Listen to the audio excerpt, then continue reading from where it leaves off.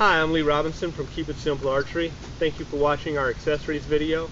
In this video I just want to show a few of the accessories that we sell. This is the E.W. Bateman stringer, bow stringer. I believe this is the best stringer on the market for the use with a longbow. I will demonstrate its use in our bow stringing video.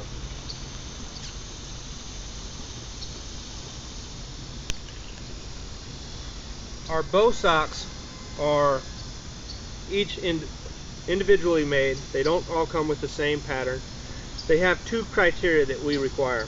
One, that they are heavily padded to protect the bow during transport or storage, and that they come in basically an Indian or earth tone type of pattern.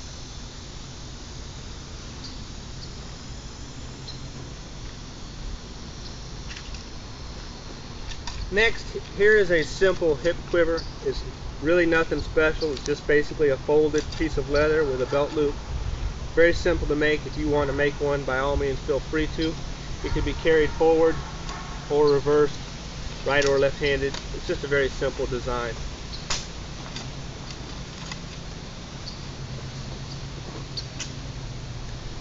The quivers, whether they be the hip quiver or our back quiver, I only produce on a limited basis depending upon my schedule.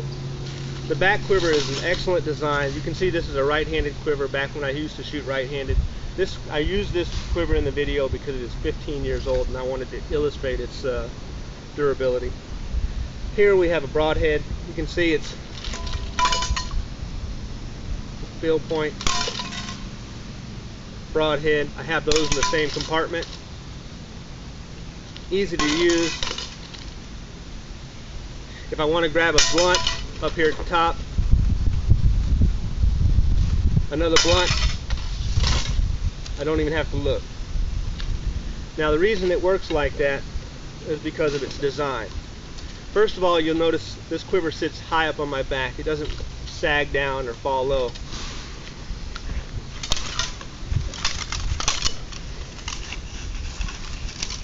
Next, it's easy to put the arrows into the quiver.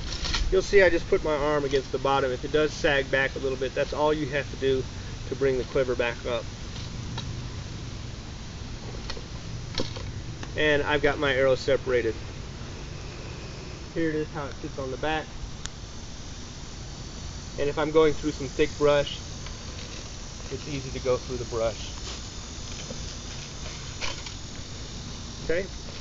Now, a couple of features about our back quiver is, first of all, the arrow separator flips out.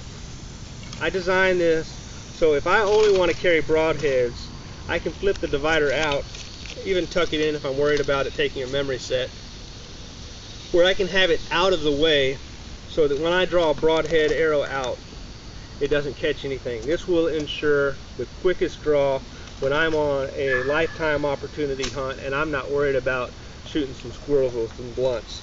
If I'm on an elk hunt out west or some sort of exotic hunt, I want to make sure when I go to grab a broadhead arrow, it comes out. I might even be using a bow quiver in that situation. But a lot of people do like the back quiver, so we have that feature that comes out for a quick access, guaranteed access to a broadhead when you're only having broadheads in the quiver. When you do want to carry some blunts, should you want to take the opportunity to shoot a squirrel, just bring that in and you got your blunts on one side, broadheads on the other. Or you can see I have a couple of field points in here. You can have all field points on one side and judo points on the other if you want to separate your arrows. The next feature is the pocket is large enough, this accessory pocket is large enough for an extra glove or a bowstringer or an extra bowstring. It's a simple pull string design, nothing fancy. I've learned that the Keep It Simple philosophy a lot of times produces longevity and reliable use. Here we have a broadhead file for a person that does want to use a back quiver for hunting. As I mentioned, this quiver is about 15 years old. If I take the broadhead arrows and stick them in here and push down on them, they don't come through the bottom. And that's because The bottom of this quiver is 2 or 3 plies of leather, depending on how thick the leather is, and it's heavy-duty leather regardless of whether it's 2 or 3 plies. And then it's laced with a 1/4-inch stitching.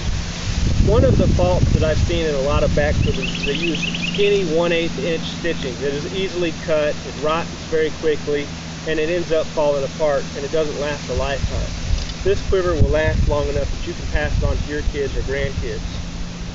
Also, you'll notice a little bit of a detailed or a subsurface line there, and what that is this quiver is folded back in on itself, and then the fold is glued down with contact cement. Now, because the inside is the same dimension as the outside, it wants to push and stretch on the outside, which keeps it closed up real well. Plus, we have the lacing that runs through that on the inside as well as the outside. The contact cement prevents a broadhead from getting between those 2 layers. The shoulder attachment is very unique. I've never seen another one like this. This is my own design, where the strap actually goes into the quiver here and then back out.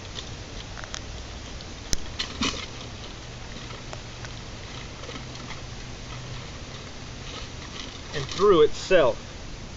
This is not going to break. It is a very unique design that is very strong.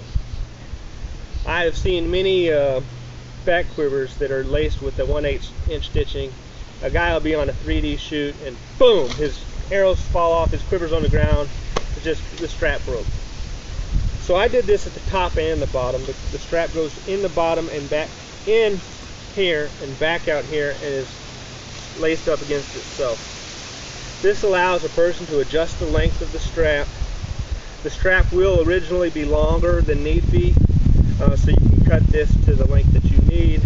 And if you mink oil this quiver, it will last a lifetime. All the lacing on here is done with a 1/4 inch, whether it's done at the bottom, in the strap, in the pocket, or in the file.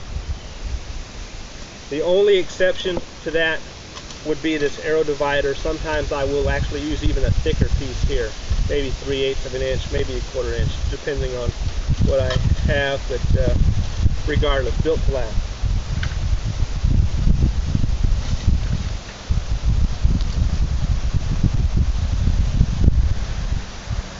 Some of you may ask about the KISA arm guard.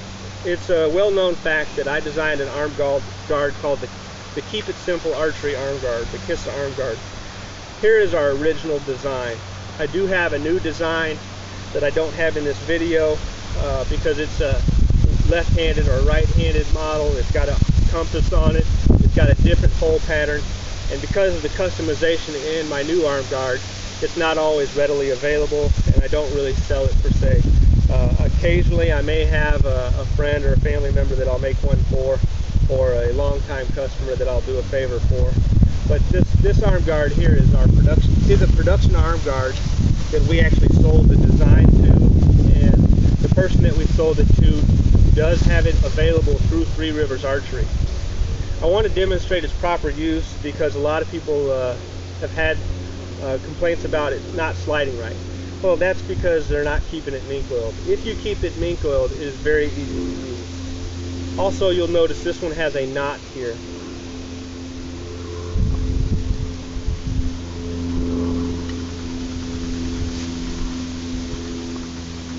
I actually recommend that if you do not have a knot in yours, if you're able to take the knot out and serve the end, it will be more streamlined and easier to use. But if yours comes with the knot or nothing at all, you can easily tie a knot in it.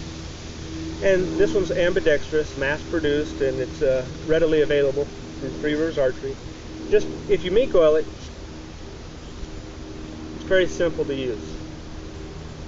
Now with the serving here, it's easier to tuck under the wrist, but the knot works fine. That's how you put it on. Pull there, and then open it up. That's how you take it off.